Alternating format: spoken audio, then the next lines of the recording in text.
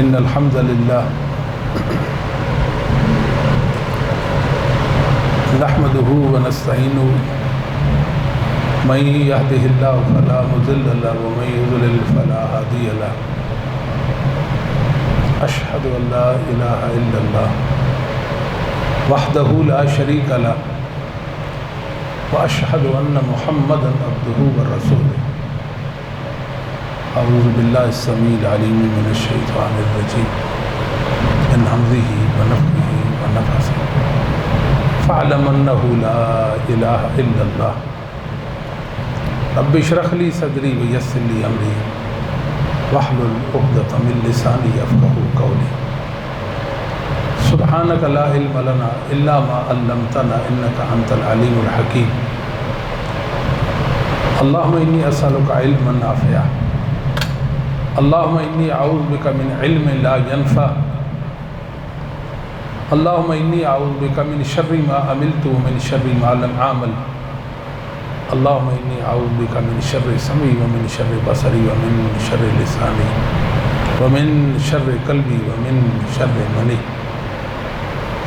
اللهم صل على محمد وأزواجه وذريته كما صليت على آل إبراهيم وبارك على محمد وأزواجه وذريته كما باركت على آل إبراهيم إنك حميد مجيد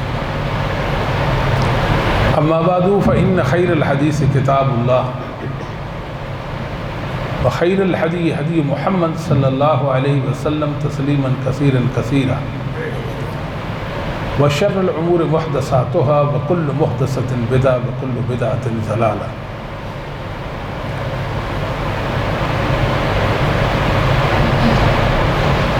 اللہ رب العالمین نے زندگی خلق فرمائی،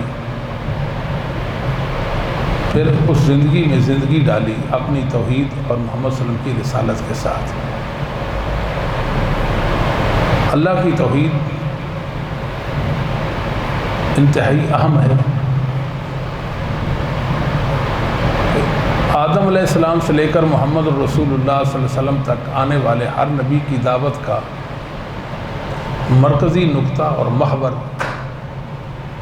کلمہ لا الہ الا اللہ تھا کہ اللہ کے سوا کوئی اللہ نہیں، کوئی الہ و معبود نہیں۔ یہ ہر پیغمبر کی دعوت تھی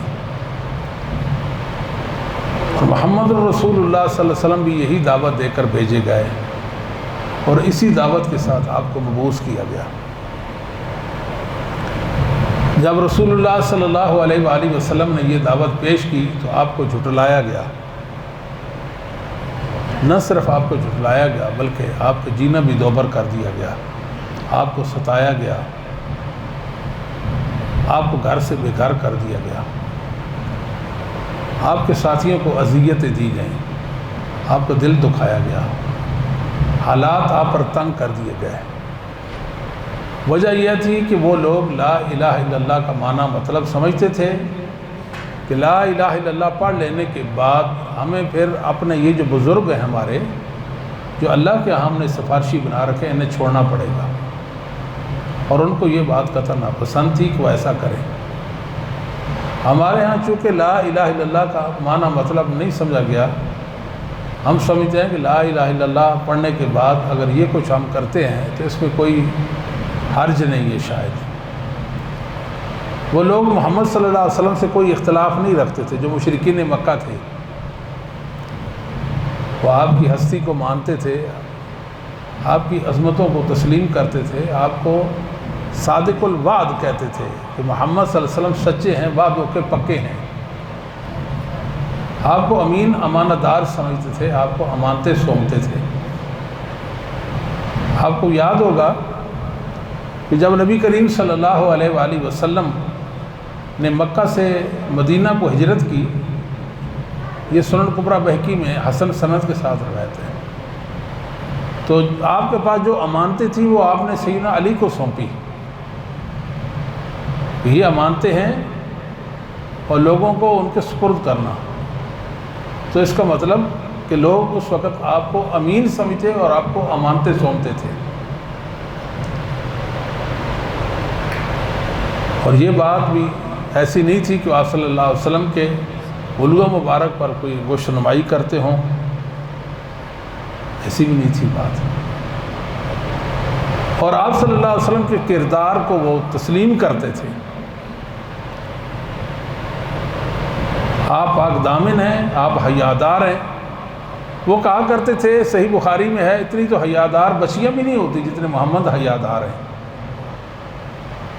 اس سارے کے باوجود ایک دن نبی کریم صلی اللہ علیہ وسلم نے فرمایا، اگر میں کہوں کہ کوہ یہ جو پہاڑ ہے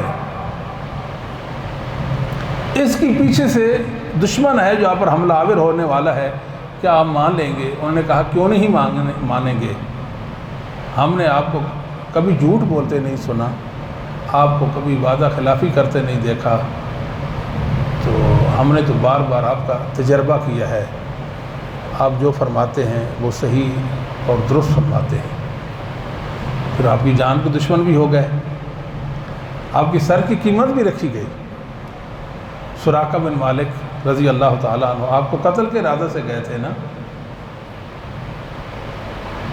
تو جب محمد صلی اللہ علیہ وسلم پر وار کرنا چاہا تو ان کے گھوڑے کے جو ٹانگیں تھیں، اگلی ٹانگیں وہ زمین میں دھنس گئیں، اور فوراً کہتے ہیں اشہد ان لا الہ الا اللہ وان محمد رسول اللہ۔ وہ یقین ہو گیا کہ یہ جو ہمارے ہاں آپ صلی اللہ علیہ وسلم کے متعلق ایک منفی تاثر دیا جاتا ہے، یہ منفی تاثر ہے، اس کی حقیقت نہیں ہے۔ انسان سمجھ جاتا ہے نا، تو آپ سمجھ گئے اور آپ پر ایمان لے آئے رضی اللہ تعالیٰ عنہ۔ تیسے ہی رسول اللہ صلی اللہ علیہ وآلہ وسلم صحن کعبہ میں سر بے سجود تھے، اور مشرکین مکہ جو تھے، رؤسائے مکہ، وہ کعبہ کے سائے میں بیٹھے، اور ان میں سے شقی القلب بدبخت کہتا ہے کہ کون ہے کہ فلاں جگہ فلاں کی اونٹنی کی اوج اور بچہ دانی پڑی ہے، اٹھا کر محمد کی پیٹھ پہ آ رکھے۔ ایک اٹھا اور اس نے آپ کی پیٹھ پہ اوج رکھ دی۔ سیدہ فاطمہ رضی اللہ تعالیٰ عنہ کو بالکل چھوٹی سی بچی تھی، ننھی سی، تصبہم، ان کو برا بلا کہتی تھی کہ تم ایسے اور ایسے ہو، میرے بابا کا قصور تو بتاؤ۔ یہ چھوٹی سی بچی میں یہ ادراک تھا۔ اور ایک دن آپ کو ایسا بھی دیکھنا نصیب ہوا کہ آپ کے بلوغ اطہر میں ایک بدبخت نے چادر ڈالی اور زور سے کھینچا، آپ کی آنکھیں مبارک بہر آ گئی، قریب تھا کہ آپ کی جان نکل جاتی۔ سیدنا ابوبکر رضی اللہ تعالیٰ دخیل ہوئے اور درمیان میں آئے کہ چھوڑو، جو کہتا ہے میرا رب اللہ ہے، آپ اس کو قتل بھی درپے ہیں۔ اور آپ کو وہ دن بھی دیکھنا نصیب ہوا جب آپ طائف میں گئے دعوت دین کے لیے اور دعوت توحید کے لیے، تو وہاں کے اوباش نوجوانوں نے آپ کا پیچھا کیا۔ آپ صلی اللہ علیہ وسلم کو ستایا، تنگ کیا، آپ پر پتھر برسائے، آپ کو لہو لہان کر دیا۔ جبرائیل آ گیا، اگر آپ کہیں تو اللہ کے حکم سے میں ان دو پہاڑوں کو ملاؤں، ان کا کچھ عمر نکل جائے۔ فرمایا رہنے دیں، ہو سکتا ہے ان کی نسلوں میں کوئی میرے رب کو ماننے والا ہو۔ یہ محمد صلی اللہ علیہ وآلہ وسلم ہے۔ آپ کی دعوت کا مرکزی نقطہ لا الہ الا اللہ تھا، اللہ کے سوا کوئی اللہ نہیں کہ جس کی عبادت کی جائے۔ عبادت کا مفہوم وسیع ہے، جس سے دعائیں کی جائیں، جس کے سامنے عاجزی انکساری کا اظہار کیا جائے، جس سے امیدیں وابستہ کی جائیں، جس پر توکل اور بھروسہ کیا جائے، جس کے سامنے انابت کی جائے، جس سے استغاثہ استمداد کی جائے، جس سے استعانت کی جائے۔ اللہ کے سوا وہ کوئی نہیں ہے۔ یہی آپ کے وہ سمجھتے تھے کہ اللہ کو تو وہ مانتے ہی تھے نا مشرکین مکہ، لیکن اللہ کے ساتھ وہ شریک ٹھہراتے تھے، اکیلے اللہ کو نہیں مانتے تھے۔ مشرکین مکہ اللہ کو مانتے تھے، نہ ماننے کا مطلب کیا ہے کہ وہ اکیلے اللہ کو نہیں مانتے تھے، اللہ کی شریکوں کو بھی مانتے تھے، یہ اللہ کی شریک ہیں۔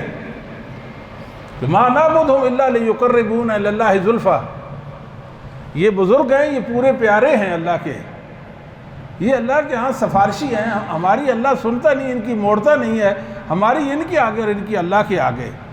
تب وہ ان کے سامنے نذرانے پیش کرتے تھے، نذر و نیاز بھی پیش کرتے تھے، ان پر چڑھاوے بھی چڑھاتے تھے۔ اللہ فرماتے حق میرا ہے اور غیروں تک پہنچ گیا، جو میرا حق ہے مجھ تک نہیں پہنچا۔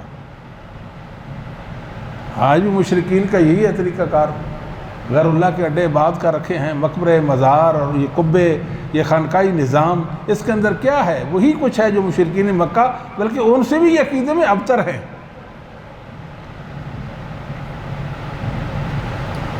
مشرکین مکہ میں بھی جب کوئی آن پڑتی تو وہ کہتے تھے اعوذ اللہ، محمد صلی اللہ علیہ وسلم اللہ سے دعا کریں اللہ ایسے ایسے کر دے۔ ان کا یہ بھی اعتقاد تھا کہ مکہ میں دعا رد نہیں ہوتی، اگر مکہ میں دعا کی جائے تو قبول ہوتی ہے۔ ہمارے ہاں ایک تصور پایا جاتا ہے کہ وہ جو تھے وہ بتوں کی پوجا کرتے تھے۔ وہ بتوں کی پوجا کون کرتا ہے؟ مشرکین مکہ بتوں کی پوجا تو نہیں کرتے تھے، وہ تو کعبۃ اللہ انہوں نے اللہ کی عبادت کے لیے تعمیر کر دیا تھا۔ بات سمجھے تو صحیح نا، یہ تو آپ مانتے ہیں نا کہ مشرکین مکہ نے کعبۃ اللہ کی تعمیر کی تھی کہ نہیں کی تھی؟ تو پھر ہم کیوں کہتے ہیں کہ وہ بتوں کی پوجا کرتے تھے؟ معنی کیا ہے بتوں کی پوجا کرنے کا؟ معنی یہ ہے کہ وہ اللہ کی شریک بنائے ہوئے تھے، انہوں نے اللہ کے شریک بنائے۔ کعبۃ اللہ کے اندر 360 بت تھے، جس طرح اللہ نے محمد صلی اللہ علیہ وسلم کو فتح مکہ کی جو ہے نا وہ خوشخبری سنائی اور مزدہ جہاں فضاں سنایا تھا، 360 بت تھے۔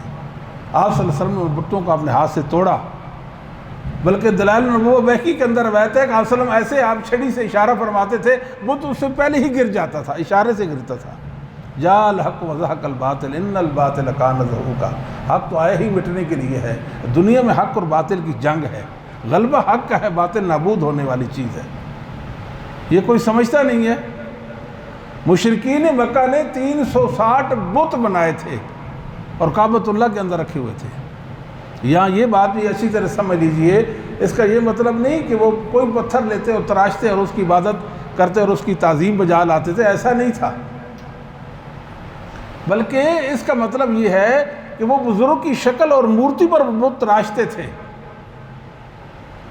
کسی کو ابراہیم علیہ السلام کی شکل پہ تراشا، اور خیالی صورتیں ہوتی تھی نا، خیالی انہیں ابراہیم علیہ السلام کو دیکھا تو نہیں تھا، نہ انہیں اسماعیل علیہ السلام کو دیکھا تھا، خیالی تصویریں بناتے تھے، خیالی یہ ابراہیم علیہ السلام کی شکل پر ہم نے تراشا، یہ اسماعیل کی شکل پہ، یہ فلاں پیغمبر فلاں فلاں فلاں کی شکل پر، یہ لات ہے، یہ عزہ ہے، یہ منات ہے۔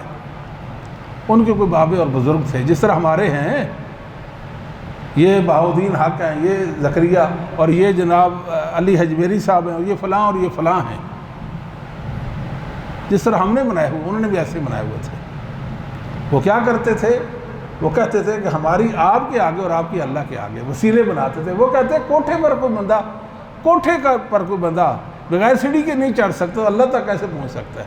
اور آج کا مشرک بھی یہی کہتا ہے، وسیلوں کے وہ قائل تھے، وسیلے ان کے مد نظر وہ وسیلے تھے کہ اللہ رب العالمین تک ہم نہیں پہنچ سکتے۔ تب وہ ان کے سامنے عاجزی انکساری کرتے، اور وہ عاجزی انکساری جو رب العالمین کے لیے روا تھی، وہ اللہ کے شریکوں کے ساتھ وہ روا سمجھتے تھے، ان سے ڈرتے بھی تھے، جس طرح ہم لوگ ڈرتے ہیں۔ اگر ہم نے بزرگ کے نام پر 11ویں نہ دی تو کیا ہوگا؟ بحث بڑھ جائے گی، یا ہم فلاں مقدمہ میں شکست خوردہ ہو جائیں گے، مقدمہ میرا دشمن و مخالف جیت لے گا، میرا یہ ہو جائے گا اور وہ ہو جائے گا۔ جس طرح ہمارے نظریات ہیں ان کے بھی ایسے ہی نظریات ہیں، بلکہ یہ سارے کے سارے نظریات یہ مشرکین مکہ سے ہی تو ماخوذ ہیں۔ یہ ان کی حالت اظہار تھی۔ وہ یہ نہیں کہ پتھر لیا اور اس کو تراشا، نہ، ایسا نہیں کرتے تھے۔ وہ بزرگ کی شکل پر ان کو تراشتے تھے۔ اصل ان کے مد نظر وہ بزرگ ہوتے تھے، اصل وہ بزرگ ہوتے تھے، جس طرح ہمارے ہاں بزرگ ہیں، وہ بت بنا لیتے، ہم قبروں کی پوجا کر لیتے ہیں براہ راست۔ ایسا ہے کہ نہیں ہے جی؟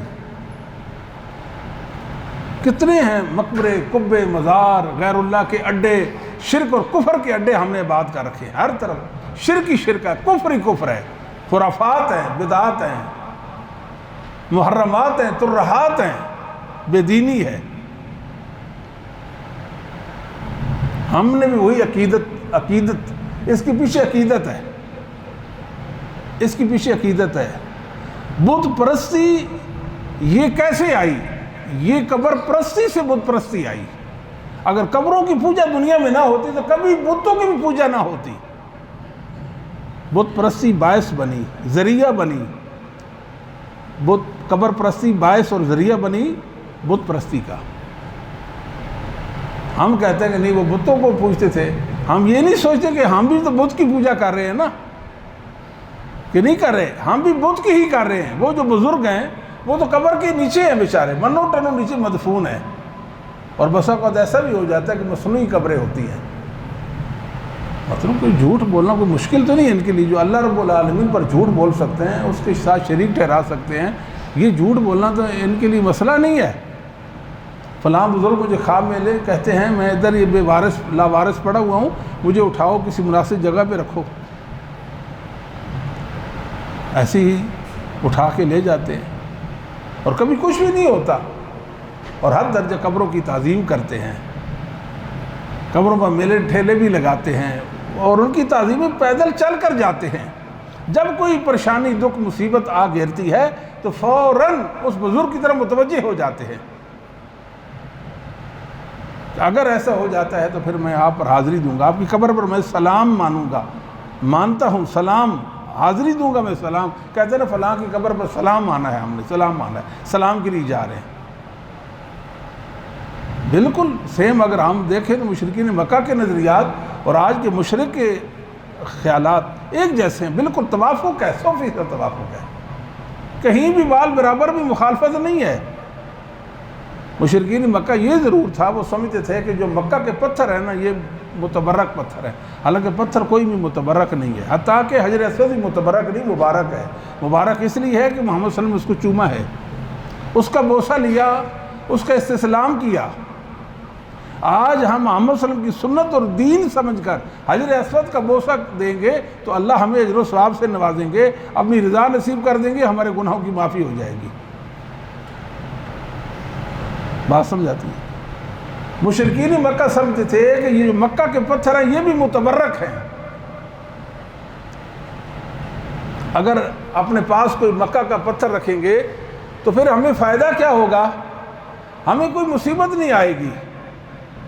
سفر میں اپنے ساتھ پتھروں کو رکھتے تھے نا، تو دکھ اور پریشانی نہیں چمٹے گی، ہم بعافیت باسلامت رہیں گے، ہمارا سفر سلامتی کے ساتھ طے ہوگا، اس لیے پتھر بھی رکھتے۔ اور کبھی کبھی ایسا بھی کر دیتے تھے کہ وہ پتھر اٹھا کے لے جا رہے ہیں، اس کی ضرورت محسوس نہیں کہ اس کو توڑا اور پھینکا اور آگے چل دیے، کہیں پڑاؤ ڈالا بسیرا کیا، اس کو توڑا اور چل دیے، ورنہ ایسا تو کبھی نہیں ہوتا تھا کہ ایک بت تراشیں اور اس بت کو توڑ دیں، اس کے پیچھے عقیدت ہے، وہ تو کبھی بھی نہیں توڑ سکتے، وہ کبھی بھی نہیں توڑ سکتے۔ ویسے تھوڑا یہ بات سمجھیں اچھی طرح کہ بزرگ کی عقیدت، بت تراشنے میں بزرگ کی عقیدت ہوتی تھی، اس لیے نبی کریم صلی اللہ علیہ وسلم نے صحیح بخاری کے اندر روایت ہے کہ جب مکہ فتح ہوا، آپ فاتح کی حیثیت سے کعبۃ اللہ میں داخل ہوئے تو 360 بت تھے، کوئی ابراہیم علیہ السلام کی شکل پہ، کوئی اسماعیل کی شکل پہ، کوئی مریم کی شکل پہ، اللہ کے نیک بندوں اور بندیوں کی شکلوں پہ بت تراشے ہوئے تھے۔ نبی کریم صلی اللہ علیہ وسلم نے ان کو بھی توڑ دیا۔ آج بھی ہوتے تو کہتے ہیں یہ گستاخی کرتے ہیں، جی دیکھو بزرگوں کے یہ سلسلوں کو توڑ پھوڑ کر رہے ہیں۔ یاد رکھیں ابراہیم علیہ السلام نے بت توڑے تھے کہ نہیں توڑے تھے؟ یہ بتوں کو توڑنا، غیر اللہ کے اڈوں کو ویران کرنا، ان کو بیابان کرنا اور ان کو توڑنا یہ نبیوں کی سنت ہے۔ لیکن ہم اپنے بس سے بیچارے کیا کر سکتے ہیں؟ اگر ہم کوئی کرتا ہے کسی علاقے میں تو وہاں کے جو اہل و حق ہیں، اہل و سنہ ہیں، اہل توحید ہیں، ان کے لیے وبال مصیبت بن جائے گی۔ ایسے ہی ہے نا، طوفان بدتمیزی کھڑا ہو جائے گا۔ قوم ہماری ویسی جذباتی ہے، وہ نہیں دیکھے کہ کسی نے کیا یا نہیں کیا، جس نے کیا وہ تو گیا، اور مصیبت اور قیامت ان کے لیے واقع ہوگی۔ ہوتا ہے نا ایسے، ہمارے ہاں لوگ جذباتی ہیں۔ ابھی حالیہ آپ کے سرگودا میں کیا ہوا جی؟ اللہ عالم اس وقت کہتے ہیں جی قرآن کریم کو جلا دیا، کسی عیسائی نے قرآن جلا دیا، ہاں جی، طیش میں آ کر بندہ ہی مار دیا ہے جی، اور وہ لوٹا، اس کی کوئی بیٹے کی فیکٹری تھی شاید جوتے کی، ہاں جی، تو اٹھا کے لے جا رہے ہیں جی۔ اور جو قتل کرنے والے، مارنے والے، تجارت ریکارڈ کرنے والے بدتمیز، ان کی آپ شکلیں تو دیکھیں، وہ تو محمد صلی اللہ علیہ وسلم سے ان کا تعلق نظر ہی نہیں آتا، جذباتی ہے نا۔ اس قوم کو جذبات لے ڈوبا ہے، جذباتی قوم ہے، بزرگوں پہ مرتی ہے، بزرگوں پہ جان دیتی ہے، اور جھوٹے قصے، کہانیاں، واقعات، جھوٹی کرامتیں عام کر رکھی ہے۔ فلاں کا بیٹا نہیں ہوتا تھا، اتنے سال اس کی اولاد نہیں ہوئی، فلاں بزرگ پہ گیا، بس ماتھا ٹیکا تو انہوں نے اس کو اولاد دے دی، اس کی جھولی ہری کر دی، بس اس سے یقین اور اعتقاد۔ یہی بتوں کے پجاری اپنے بتوں کے بارے میں اعتقاد رکھتے ہیں کہ ہمارے بتوں نے ہمیں یہ دیا ہے۔ اب بتاؤ غلط کون ہے اور صحیح کون ہے؟ کیا بت بھی دیتے ہیں اور بزرگ بھی دیتے ہیں؟ یہی مطلب ہے۔ اب جو ہندو ہے، وہ بتوں کا پجاری ہے، تو بتوں کی جو پوجا کرتا ہے وہ اس اعتقاد سے کرتا ہے، ورنہ وہ بتوں کی پوجا کیوں کرے؟ اس لیے کرتا ہے نا، اس کے کام آتے ہیں۔ ایسے ہے کہ نہیں؟ ہمارے ہاں بھی لوگ یہ سمجھتے ہیں، وہ سمجھتے ہیں ان کی کرامتیں ہیں۔ بزرگ تھے، شیر پر سوار ہو کر ایسے بھاگ گئے، بزرگ تھے، دیوار پر بیٹھے، دیوار بھگا دی۔ آپ تھک جائیں گے، لیکن بزرگوں کی جھوٹی موٹی کرامتیں، حالانکہ کرامت جھوٹی موٹی ہوتی ہی نہیں ہے۔ ایک عرفی بات میں آپ کے سامنے عرض کروں، جھوٹی موٹی کرامت نہیں ہوتی، یہ استدراج ہوتا ہے، کسی مشرک کافر کا استدراج ہوتا ہے، مومن کی کرامت ہوتی ہے، یہ بات سمجھنا چاہیے۔ جس طرح مومن کے ہاتھ ہو خارق عادت کام ظہور پذیر ہو جاتا ہے یا رونما ہو جاتا ہے، ایسے استدراج کافر مشرک کے ہاتھ پر زہر ہو جاتا ہے۔ تو لوگ اس میں فرق نہیں کرتے، علم والے تو فرق کرتے ہیں، عام لوگ اس میں فرق نہیں کرتے۔ وہ کہتے ہیں دیکھ لو یہ ان کی کرامت ہے۔ کرامت کیا ہے؟ ہمارے علماء نے، اسلاف نے یہ بتایا ہے، آپ دیکھتے ہیں کوئی ہوا میں تیر رہا ہے تو مت سمجھے کہ اللہ کا ولی ہے، مت سمجھے اس کی کرامت ہے۔ پانی پہ چل رہا ہے، پانی نے اس کے لیے راستہ چھوڑ دیا ہے، مت سمجھے یہ اللہ کا ولی ہے اور اللہ کا بہت مقرب ہے۔ نہیں، پہلے دیکھیں اس کا عقیدہ اور عمل کیا ہے۔ اگر وہ موحد ہے اور متبع سنت ہے پھر تو اللہ کا ولی ہے۔ اگر موحد نہیں اور متبع سنت نہیں، محمد صلی اللہ علیہ وآلہ وسلم کی اداؤں کا نور اور برکت و سلامتی اس کے پاس نہیں ہے تو وہ اللہ کا ولی نہیں ہے۔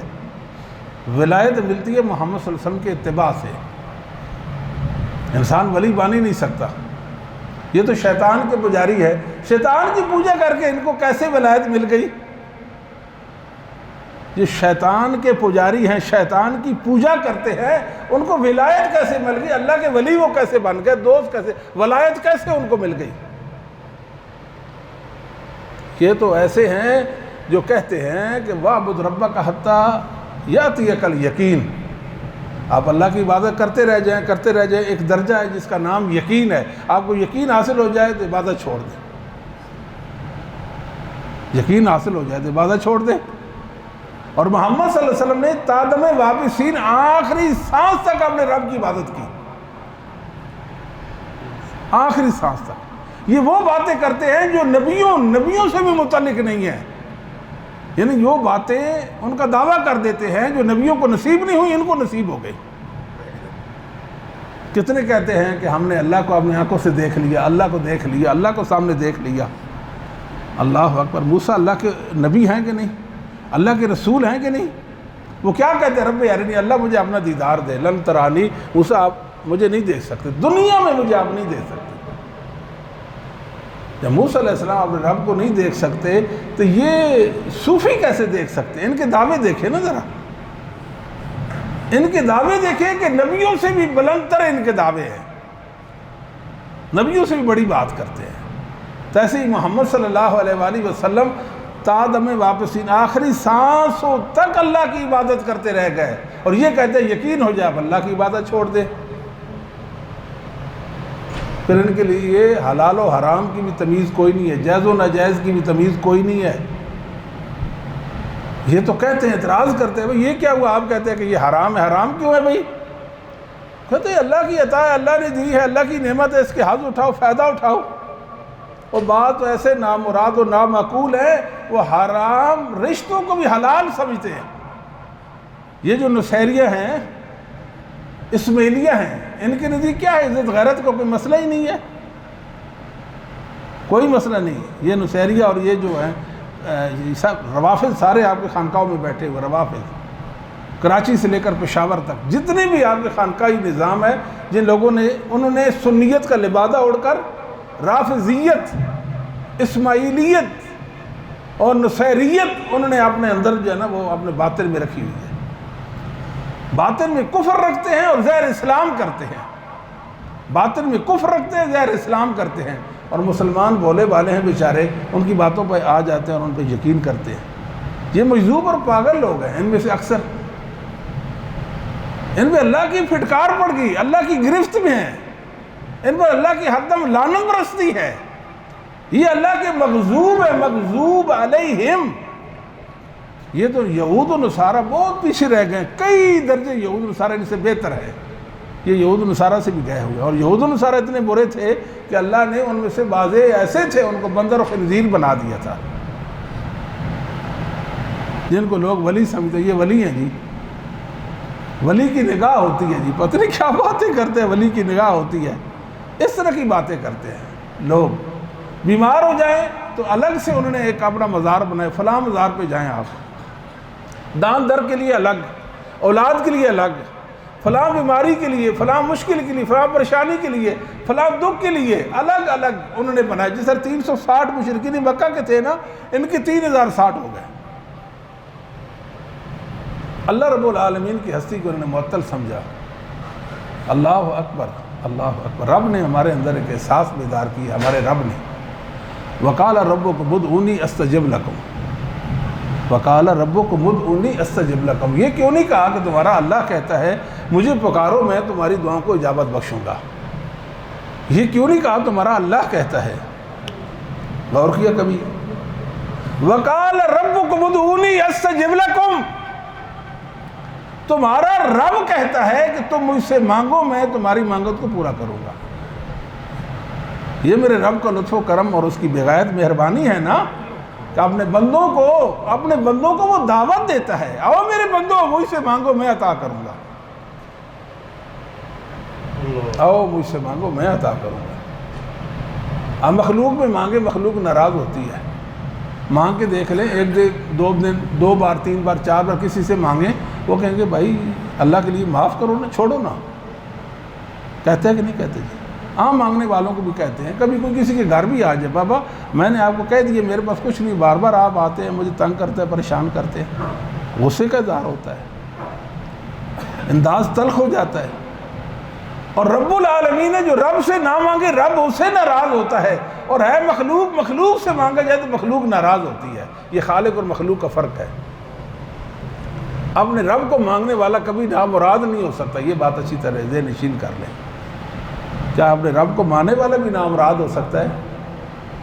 صدق کے دل کے ساتھ اپنے اللہ کو اللہ مانتا ہو اور پھر وہ اپنے رب کو مانگے تو کبھی بھی وہ نامراد نہیں ہو سکتا، کبھی نامراد نہیں ہو سکتا. کبھی نبی کریم صلی اللہ علیہ وسلم کو فرمان گرامی ہے کہ آپ نے فرمایا کہ جب انسان دعا کرتا ہے تو دعا کے 3 نتیجے مرتب ہوتے ہیں. ایک یہ جو اپنے اللہ سے مانگتا ہے اس کو مل جاتا ہے، عطا ہو جاتی ہے چیز، بات ختم. دوسری وہ اپنے اللہ سے مانگتا ہے کہ اللہ یہ میری ضرورت ہے یا یہ میرا مسئلہ ہے، تو اس کی ضرورت پوری نہیں ہوتی اور اس کا مسئلہ حل نہیں ہوتا، اور وہ کئی سال اللہ کی پکار کرتا ہے، اللہ سے دعائیں کرتا ہے، مگر وہ چیز اس کی ضرورت پوری نہیں ہوتی. وہ کہنا شروع کر دیتا ہے کہ میرے اللہ نے میری دعا قبول نہیں کی، میرے اللہ نے میری نہیں سنی. ایسے جملے ہمارے عام معاشرے میں زبان زد عام ہے نا. کہتا ہے کہ اللہ نے میری نہیں سنی. نبی کریم صلی اللہ علیہ وسلم فرماتے ہیں وہ تو ویسے ہی کہتا ہے، اس کے پیٹھ پیچھے کتنی آنے والی مصیبتیں اور آفتیں تھیں جو اس دعا کے عوض میں اللہ نے ٹال دی. وہ کہتا ہے میری تو سنی نہیں گئی. وہ کہتا ہے میری سنی نہیں گئی. بھائی اس کی تو سنی گئی ہے. اس دعا کے عوض میں اللہ نے اس کو بہت نوازا ہے، بہت نوازا ہے. وہ دعا نہ ہوتی تو شاید وہ کریش ہو جاتا. ایسے ہے کہ نہیں؟ اور تیسری بات یہ ہے کہ وہ دعائیں روز آخرت کے لیے اللہ ان کو ذخیرہ کر دیتے ہیں. دنیا میں تو وہ اجابت ان کو نہیں ملتی، قبول نہیں ہوتی، اللہ وہ چیز نہیں ملتی، تو آخرت میں اللہ تعالیٰ ذخیرہ کر دیتے ہیں۔ اللہ پھر نوازیں گے، میرے بندو آپ مجھ سے مانگتے رہ گئے نا، تو اب میں آپ کو نوازتا ہوں۔ تو شاید انسان اس وقت یہ خواہش کرے گا کہ کاش دنیا میں میری کوئی دعا بھی قبول نہ ہوتی۔ تو صحابہ کیا کہنے لگے کہ اللہ کے نبی صلی اللہ علیہ وسلم پھر تو ہم اللہ سے ڈھیروں مانگیں گے، ڈھیروں مانگیں گے۔ فرمایا اللہ اکثر، اگر آپ اللہ سے ڈھیروں مانگیں گے تو اللہ کے خزانوں میں کون سی کمی ہے؟ وہ بھی تو بھرے پڑے ہیں نا، وہ بھی تو بھرے پڑے ہیں۔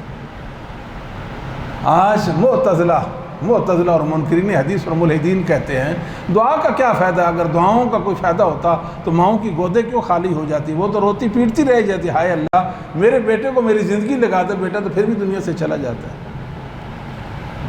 بات سمجھائی کہ رسول اللہ علیہ وسلم نے ایک جملے میں ساری باتوں کا جواب دے دیا، ساری باتوں کو جواب دے دیا۔ کیا اس بیٹے کی وفات پر اللہ اس کو نوازتے ہیں کہ نہیں نوازتے؟ وہ دعا قبول نہیں ہوئی تو کئی اس سے بھی بڑی مصیبتیں اور آفتیں آنے والی تھی، سینکڑوں جو اس کے علم میں نہیں تھی وہ اللہ نے ٹال دی۔ وہ کہتے ہیں فائدہ کیا؟ تھوڑا فائدہ ہے کہ جو رب کے سامنے عاجزی اختیار کر لیتا ہے، سب سے بڑا دعا کا فائدہ یہ ہے کہ میں اللہ کے سامنے منگتا بن گیا، اپنے رب کے در کا منگتا بن گیا، اسے مانگتا ہوں، اسے مانگتا ہوں، ہر دم مانگتا ہوں۔ امن یجیب المضطر اذا دعاہ ویکشف السوء، اللہ ایک سوال کرتا، بتاؤ بے قرار کی کون سنتا ہے؟ بے قرار کی کون سنتا ہے اور اس سے اس کی تکلیف کو کون دور کرتا ہے؟ وہ نام بتا دو۔ امن یجیب المضطر اذا دعاہ، کون ہے بے قرار جو اس کو پکارتا ہے اور پھر اس کی وہ بے قراری کو دور کر دیتا ہے، اس کی تکلیف کو دور کر دیتا ہے؟ ایک سوال ہے نا، اس پر ہمیں غور کرنا ہوگا، اس سوال کا جواب تلاش کرنا ہوگا۔ اللہ اکبر۔ صحیح مسلم کی حدیث ہے، نبی کریم صلی اللہ علیہ وآلہ وسلم نے فرمایا کہ سارے کے سارے انسان اور جن، یعنی آدم علیہ السلام سے لے کر کل کائنات جتنے انسان ہیں، بنو آدم ہیں، وہ سارے کے سارے چٹیل میدان میں جمع ہو جائیں، اور سارے جن بھی، جنوں کی کتنی تعداد ہے اللہ کے سوا ان کو کوئی شمار نہیں کر سکتا۔ ایسے ہی ہے نا، انسانوں کی تو مردم شماری ہو جاتی ہے نا، جنوں کی کوئی کیسے کرے گا؟ ان کا اعداد و شمار کون بیان کرے گا؟ کہ جن و انس ایک چٹیل میدان میں جمع ہو جائیں اور ہر ایک دل کھول کر اپنے رب سے مانگے، دل کھول کر مانگے کہ میرے رب میری یہ ضرورت ہے، میری یہ ضرورت ہے، میری یہ ضرورت، مجھے یہ چاہیے، مجھے یہ چاہیے، دل کھول کر مانگے، ہر چیز مانگ لے۔ اللہ تعالیٰ ہر ایک کی سن کر، ہر ایک کی سن کر اس کو عطا کرنے پر قدرت و طاقت رکھتے ہیں، اور اس کے خزانوں میں کمی کتنی کہ جو سوئی سمندر میں ڈبوئیں اپنے ساتھ جو پانی لاتی ہے، جو اپنے ساتھ پانی لاتی ہے، میرے رب کے خزانوں میں اتنی کمی بھی نہیں ہوتی۔ انسان نے تو اللہ تعالیٰ جو فرماتا ہے کہ ما قدر اللہ حق کا قدری، اس نے تو اپنے رب کی قدر ہی نہیں کی۔ قدر کیسے کرتا؟ اس کو رب کی معرفت ہی نہیں نصیب ہوئی۔ میرا اللہ کتنی قدرتوں اور طاقتوں والا ہے، وہ کسی کا محتاج نہیں، ہر ایک ہر حوالے سے اس کا محتاج ہے۔ ایسے ہے کہ نہیں؟ سارے کے سارے دل کھول کر مانگیں تو ہر ایک کو عطا کر دیں۔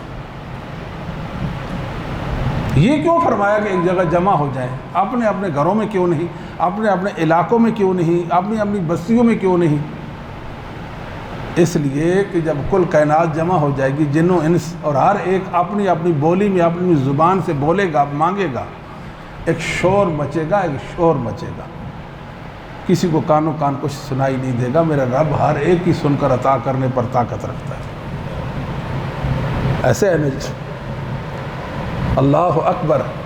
ہم اس اللہ کو چھوڑ کر جس کے خزانے بھرے پڑے، جو قادر قدیر ہے، ہر طرح کے عیوب اور نقائص سے پاک منزہ ہے، اس اللہ کو چھوڑ کر عاجز و درماندہ مخلوق کے سامنے جھکتے ہیں۔ وہ عاجزی جو میرے رب کے لیے روا ہے، وہ مخلوق کے لیے روا سمجھتے ہیں۔ غلطی تو یہاں سے لگ گئی۔ پر ہماری عبادتوں میں ہمیں کیا لطف نظر آئے گا، قربانیوں میں ہمیں کیا لطف نظر آئے گا؟ کیا کہتے ہیں ملے گا؟ کیسے ممکن ہے بھائی؟ مشکل ہے۔ اپنے اللہ کے خالص بندے بن جاؤ، اللہ وحدہ لا شریک کی عبادت کرو۔ اللہ کی عبادت میں اس کا کوئی شریک نہیں ہے، نہ محمد صلی اللہ علیہ وسلم شریک ہے، نہ جبرائیل، نہ علی، نہ شیخ عبد القادر جیلانی، کوئی بھی، نہ جن نہ انسان اللہ کا شریک نہیں ہے۔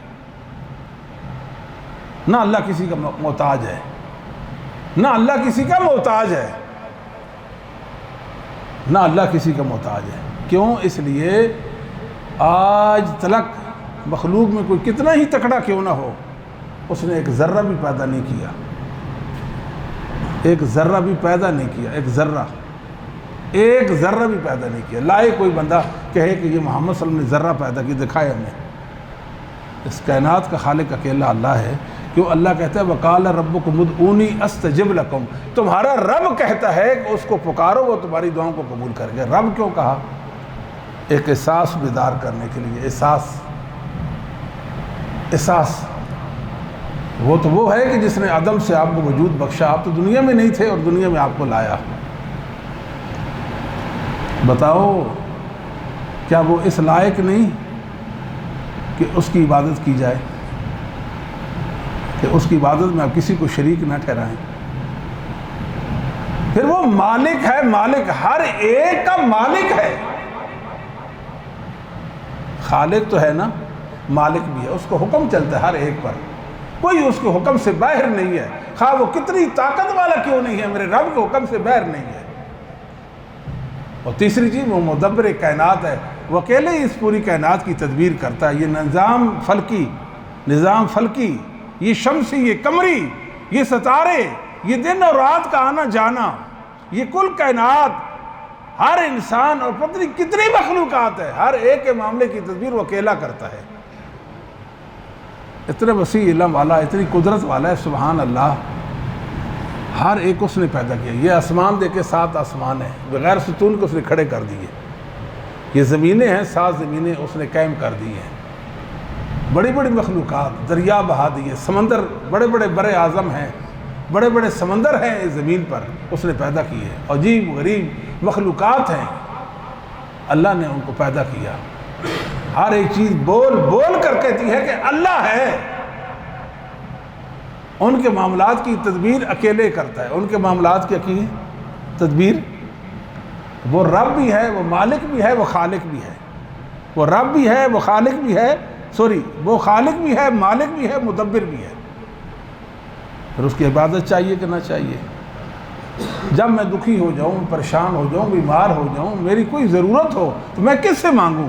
اپنے اللہ سے مانگوں، اپنے رب کی پکار کروں اور اس کی طرف میں رجوع کروں، جیسے کہ اللہ کے نبیوں نے اور اس کے پورے پیارے بندوں نے اس سے مانگا۔ اللہ تعالی ہمیں اپنے در کا منگتا بنائے اور ہم اپنے رب سے مانگنے والے بن جائیں۔ اقول قولی ھذا استغفر لی ولکم سائر المؤمنین والمؤمنات والمسلمین والمسلمات، اما بعد فإن خیر الحدیث کتاب اللہ وخیر الہدی ہدی محمد صلی اللہ علیہ وسلم وشر الامور محدثاتها وكل محدثة بدعة وكل بدعة ضلالة۔ سبحان ربك رب العزة عما يصفون وسلام على المرسلين والحمد لله رب العالمين۔